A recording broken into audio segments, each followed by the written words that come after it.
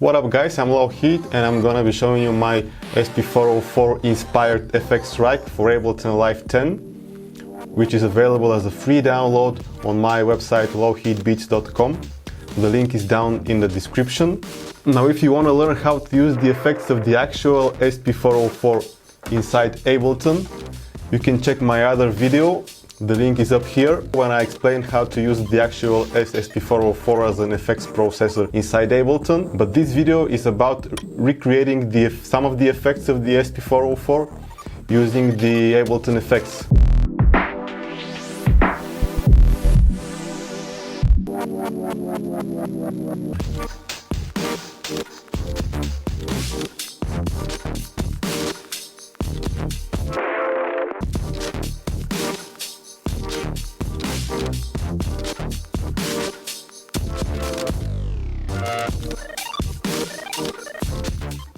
So let's see how I made this rack.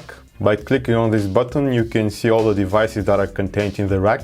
We have 4 effects racks inside the rack: the lo-fi, the isolator, the vinyl sim and the filter drive, which I've basically made by combining 2 or more effects from the Ableton stock effects. And we also got the beat repeat, the reverb and the delay. So let's start with the first one, the beat repeat. I've used it to make an effect similar to the BPM looper and the DJ effects looper on the SP. We got the loop off and on function, which enables or disables the beat repeat. The length determines the length of the portion of the original audio that the effect is gonna loop.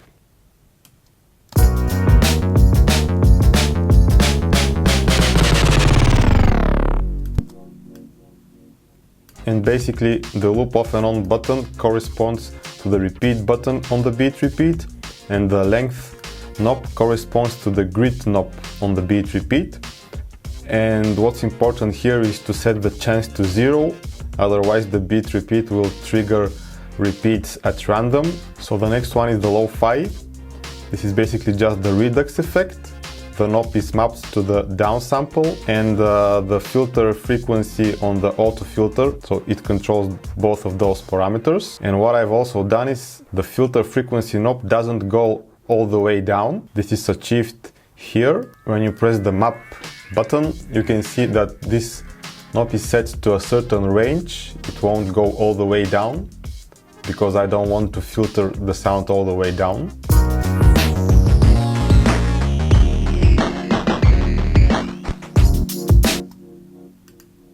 So next up is the isolator. It's just an off and on switch.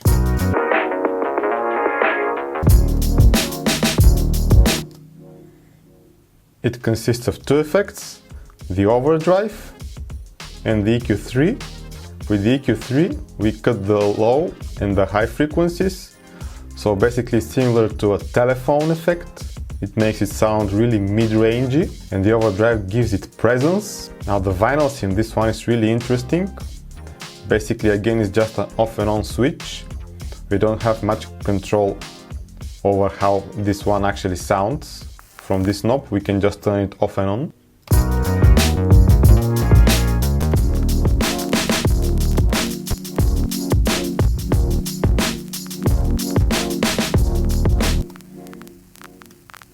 It introduces crackle via the vinyl distortion effect, and we also have the delay effect, provides the pitch fluctuation. I've done this by enabling the modulation on the time parameter, on the time of the delay, and the mode of the delay needs to be set to repitch, so it sounds like warped vinyl, really similar to the vinyl sim effect on the SP-404. And of course we have the compressor, which is basically a compressor.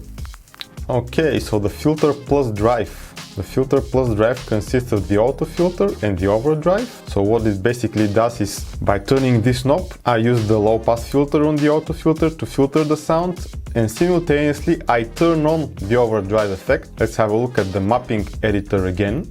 And we can see that the filter drive knob actually controls the off and on button of the overdrive effect. I've set the minimum value to 127 and the maximum value to 126, which means that when the knob is on its maximum position, the overdrive effect is turned off, and as I filter the sound, the overdrive effect is turned on.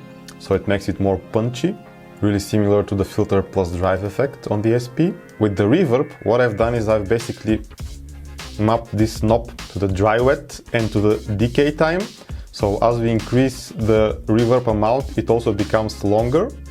But as you can see, the maximum value is about 6 seconds. When you turn the knob to its maximum position, the freeze button is engaged and the sound freezes.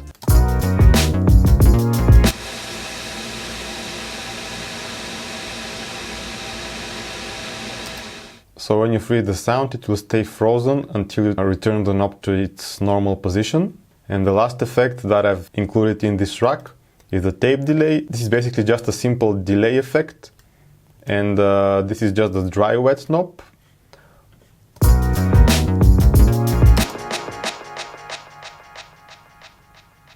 One interesting thing you can do here is you can actually turn on the pitch modulation, as in the vinyl sim effect, and it will do some crazy stuff like this.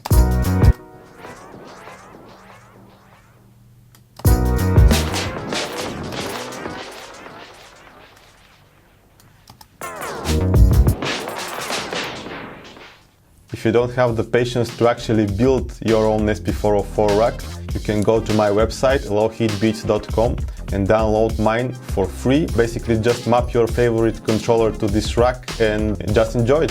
So yeah guys, thanks for watching, subscribe to the channel, follow me on Instagram, and yeah, see you in the next video guys. Peace y'all!